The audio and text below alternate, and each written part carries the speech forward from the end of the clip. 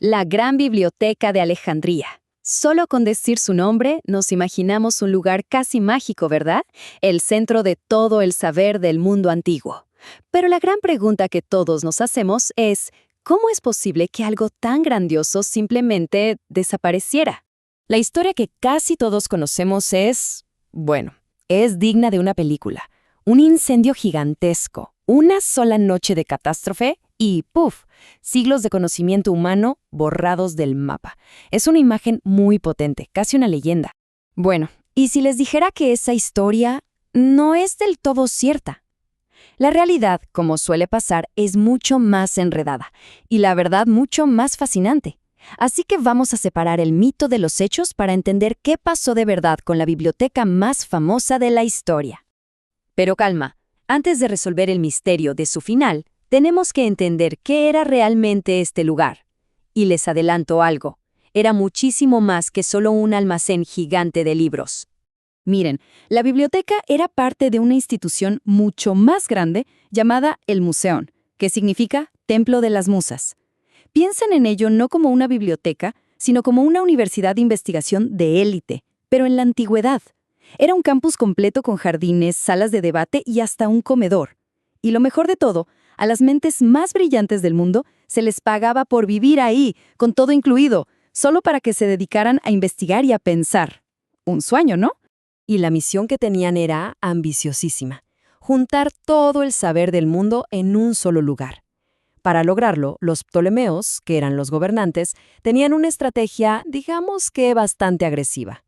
Por un lado, mandaban agentes por todo el mundo a comprar libros, pero lo más increíble era la llamada Ley de los Barcos. Si una nave llegaba al puerto de Alejandría, era registrada y le confiscaban todos los libros. Pero aquí viene la parte astuta. La biblioteca se quedaba con el rollo original y le devolvía una copia al dueño. Un negocio redondo. El resultado de todo esto fue una colección de una escala que nadie había visto jamás. Las cifras exactas varían, pero se habla de entre 40.000 y 400.000 rollos de papiro en su momento de mayor esplendor. Imaginen esa cantidad y pensemos que cada uno de esos rollos era un tesoro escrito a mano. Y aquí es donde la historia da un giro. Porque la biblioteca no murió en una noche de fuego y destrucción como nos contaron. Su final fue más parecido a una enfermedad larga, una agonía lenta que se alargó por varios siglos.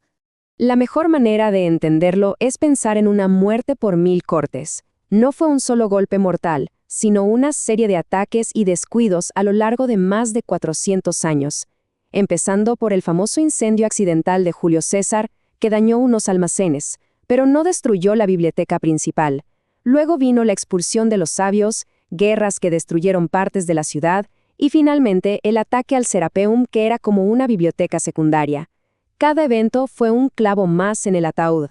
Claro, a lo largo de la historia, es más fácil culpar a una sola persona o a un grupo. Y en este caso, hay varios sospechosos famosos. Así que vamos a ponernos en modo detective y a revisar la evidencia contra cada uno de ellos. Sospechoso número 1, Julio César. El mito dice que él le prendió fuego a todo. La realidad es que sí, hubo un incendio, pero fue en el puerto. César mandó a quemar unos barcos, y el fuego se extendió a unos almacenes cercanos que casualmente tenían rollos. Fue un golpe duro, sí, se perdió material valioso, pero la biblioteca principal, el Museón, siguió funcionando por siglos. Así que, ¿culpable de un daño? Sí, pero no del asesinato. Siguiente en la lista, los cristianos. La acusación es que una turba fanática la destruyó para acabar con el saber pagano. Y a ver, es cierto que en el año 391 destruyeron el Serapeum, un templo increíble que tenía su propia colección de libros. Fue una pérdida terrible. Pero ojo, esa no era la gran biblioteca. Para esa época, lo más probable es que la biblioteca original ya estuviera abandonada o en ruinas por otras razones. Y vamos con el tercer sospechoso, los musulmanes. Hay una historia muy gráfica que dice que el califa Omar ordenó usar los rollos como combustible para calentar los baños de la ciudad. Suena impactante, ¿no? Pues tiene un pequeño problema. Esa historia apareció escrita por primera vez 500 años después de que supuestamente ocurriera. Hoy, los historiadores la consideran una leyenda, un cuento inventado mucho, mucho tiempo después.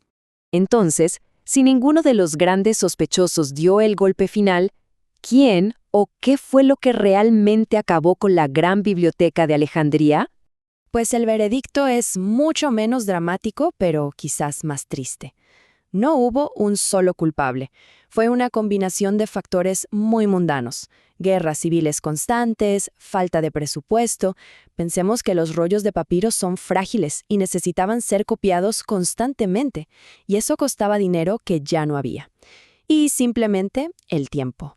Alejandría perdió su importancia. No fue un asesinato, fue una muerte por abandono.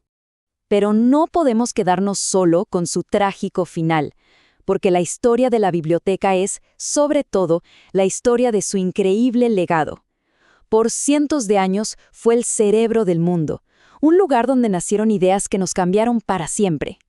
Es que el nivel de la gente que trabajó allí era de otro planeta. Desde ahí, Eratóstenes calculó el tamaño de la Tierra con una precisión que asombra hasta hoy. Ahí, Euclides escribió Los Elementos, el libro que definió la geometría por más de 2000 años, o Herófilo, que fue un pionero en el estudio de la anatomía humana. Todo eso nació entre sus muros. Y lo increíble es que ese espíritu nunca murió del todo. En el año 2002 se inauguró en la misma ciudad la nueva Biblioteca Alexandrina. No es una copia, sino un homenaje moderno y espectacular a esa idea original, ser un lugar que une al mundo a través de la cultura y el saber. Al final, toda esta historia nos deja una reflexión importante, ¿no? Nos enseña lo frágil que puede ser el conocimiento. Antes eran papiros que se deshacían con el tiempo y el descuido. Hoy nuestra información es digital y puede borrarse con un solo clic, con un servidor que falla. La pregunta que queda flotando es, ¿estamos cuidando nuestra propia gran biblioteca digital? ¿O estamos, sin darnos cuenta, dejando que se desvanezca poco a poco?